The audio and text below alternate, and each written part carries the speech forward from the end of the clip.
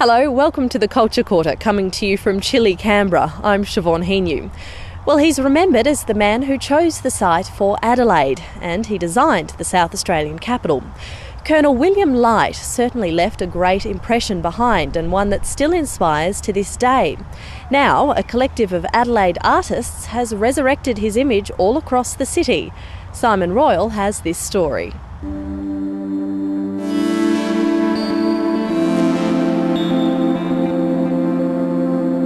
Colonel William Light is celebrated for his clear-eyed vision of a city. But now the Watcher and his work are the subject of someone else's gaze. Light didn't build every building in the city, he didn't sort of pave the roads himself, he just drew lines and made a plan. And from that plan we now have this city. So it reminds us that sort of 200 years down the track, all of our actions are still going to be sort of unfolding in their consequences. Since January, Peter Drew has been working on a project that takes Colonel Light and the city he designed as its theme. It's called Unfinished, like this self-portrait, forever incomplete after Light's untimely death at the age of 53. That's what attracted me to it, because you can sort of see that he had one shot at it and then he sort of tried again and then he didn't even finish it because he was unwell and he died later that year. But it's also the idea that the city's unfinished is something that's never completed. It fits into an unfinished artistic journey that Peter Drew has played out on the streets Light designed since 2006. He's responsible for the images of an enigmatic Einstein on his bicycle that appeared around Adelaide. It's one of the most brilliant minds in history and the simplest form of transport there is, and it just speaks volumes. Peter Drew draws on a variety of techniques and subjects. He paints, he photographs, he prints. The streets are his preferred gallery, or perhaps canvas. To take art outside of the formal confines of a gallery is a really interesting and giving gesture. The Unfinished project sits alongside the South Australia Illustrated exhibition, looking at how early artists saw this land of promise. 275 years after colonisation, Peter Drew and 12 other artists have created their image of the man whose imagination, more than anyone else's, defines this place. Once the works are hung, this exhibition is far from finished. One by one, the original pictures will be removed to hang in Adelaide's streets, leaving just their prints on the gallery wall. The originals will be out there for the taking, a metaphor, Peter Drew says, for colonial times. I've no doubt people will take them, because if you don't, then someone else will. But with that comes the ethical dilemma. The artists' names will be on the back of the works. People can pay if they think they should. I don't see it as a moral statement. I don't think art should make too many moral statements, really. I think it's more a question, and that question will be answered by the people of Adelaide when they interact with the work. Adelaide is a reflection of its designer, and as he's reflected on the great man, Peter Drew's found yet another twist to his project. People keep telling him how much he resembles Colonel Light. A coincidence, I hope, perhaps not, but nothing conscious, yeah. Well, you don't want to share his fate. Death at an early age, unappreciated. Yeah, that would be unfortunate if I just died of TB suddenly, but, you know, anything could happen, I guess, yeah.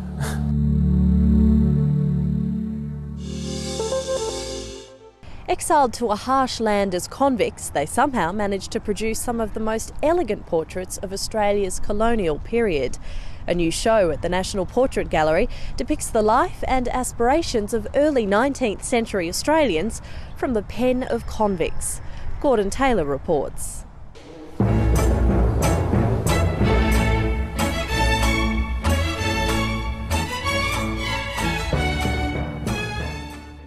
Here are 80 remarkable artworks, works which are rich in history, providing a glimpse of life in the fledgling colonies of New South Wales and Van Diemen's Land.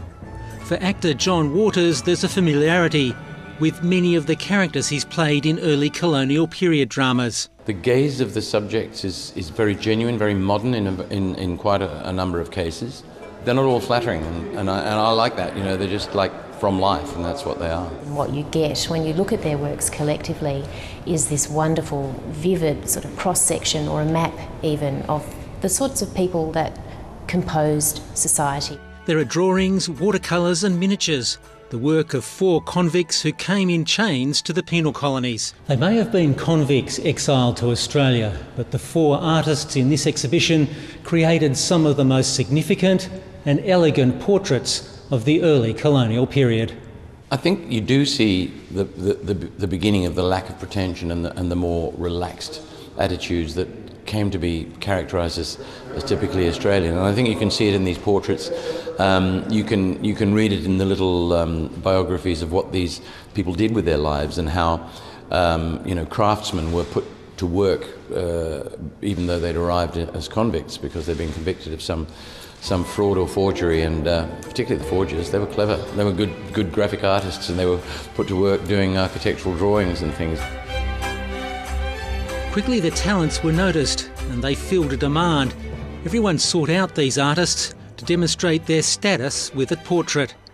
There are portraits of governors, judges, explorers and former convicts.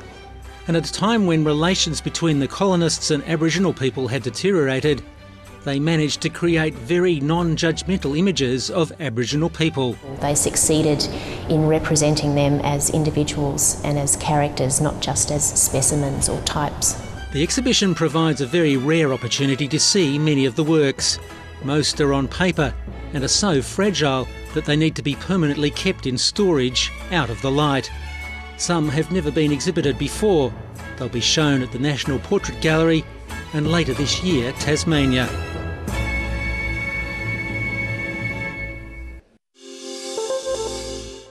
Big-name musicians are using it in their film clips, and even governments are using it to promote their health messages. Stop-motion animation is hitting all the right notes, and in the top end, they're making the art their own, as Louisa Rebgetz reports. I can play anger. You want answers? I think I'm entitled. You want answers? I want the truth. You can't handle the truth. Meet Bruce the Crocodile, one of the winners at the last Territory Fistful of Films festival. The first rule of Fight Club is you do not talk about Fight Club. He is the brainchild of Darwin-based animator Al Oldfield. We needed something for Fistful, and so we whipped up something that I'd actually always wanted to do, was animate to a bunch of movie quotes. Al Oldfield fell in love with the art of animation when he was a teenager. As you can see, I'm now working at the front. I only started recently. That's my pop over there. So I've always been a cutter and paster, toilet rolls and tissue paper, making stuff. My mum had a big box of that kind of thing. As you can see, not a huge call for my line of work. And I watch a lot of movies, it's disgusting. And then in year 10, I think it was, at school, I was doing media and we did an animation unit, and it was like these two worlds colliding. So he's got a posable metal skeleton inside him, so that way I can move him bit by bit.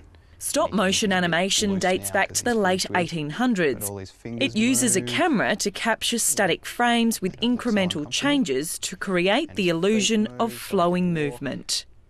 Standard film runs at 24 frames a second, so that's what I shoot at, which means I have to take 24 different photos for every second of screen time. And I can spend an hour on one frame. So it's incredibly time-consuming, incredibly labour-intensive. Darcy Prendergast is also one of Australia's leading animators. Ooh. Mary stopped daydreaming and went and fetched her pet rooster from the rain. Darcy Prendergast has worked together with Al Oldfield in some of Australia's major animations, including Oscar winner Adam Elliott's film Mary and Max.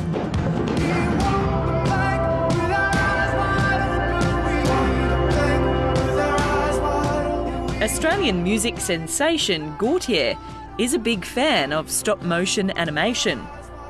Darcy Prendergast has been the animator and director on 2 of his latest film clips. Eyes Wide Open's had about 8 million hits, and Easy Way Out's had about 2 million hits, and that's only been online for a bit over a month. So, you know, these are big numbers, and when you think about how many people can physically fit in a cinema, and then you think about how many people have watched your video, it's quite humbling, really.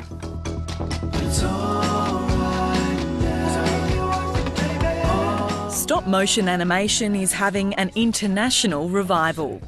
Claymation's undergone a renaissance of sorts. I think 3D animation's really kind of flooded the market as of the last decade. So I think audiences are kind of looking for something a little bit more handmade, a little bit more tactile. I think there's something lovely and chewy, you know, about being able to look up at the screen and see fingerprints and know that that thing that you're looking at is real. It hasn't been generated by anything. Al Oldfield's latest production, The River Inside, premiered recently in Darwin. The film explores the issues of male depression and has the backing of the Northern Territory Health Department. It's one man's inner journey to discover the source of a tear. This is what I want to do with my life, so it's very important to me that I chase that up and, yeah, follow it. Are you just a big kid playing with Play-Doh? Totally. It's awesome. Jealous?